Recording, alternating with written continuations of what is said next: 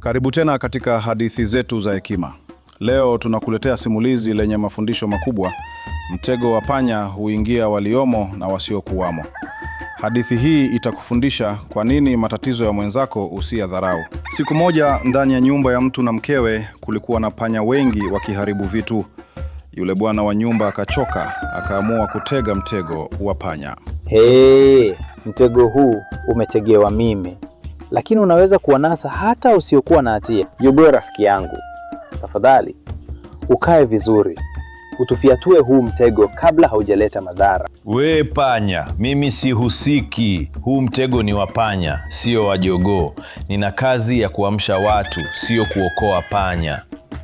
Kweli, lakini ni mtego wa kuingia waliomo na wasiokuwamo. Jogoo akampuza akaenda zake. Mbuzi, tafadhali ufiatue huu mtego. Utasababisha madhara makubwa. Mimi nakula majani, si panya. Mambo hayo si yangu. Ni mtego wa panya, lakini utawakamata hata wasiokuwamo. We panya, acha mzaha. Mimi nakula majani yangu.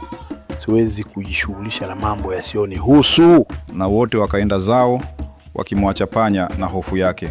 Usiku nyoka aliyekuwa akiwinda panya akapita karibu na mtego, akanaswa.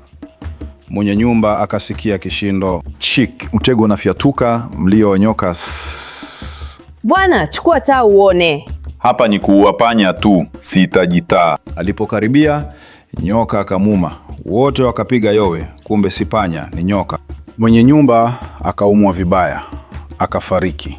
Watu wakaja kulia, wakapika jogoo kwa chakula cha waombolezaji. Siku iliyofuata wakachinja mbuzi, na siku ya hitma wakachinja ng'ombe. Sauti za kilio, sauti ya kisu, muziki wa huzuni wa jadi.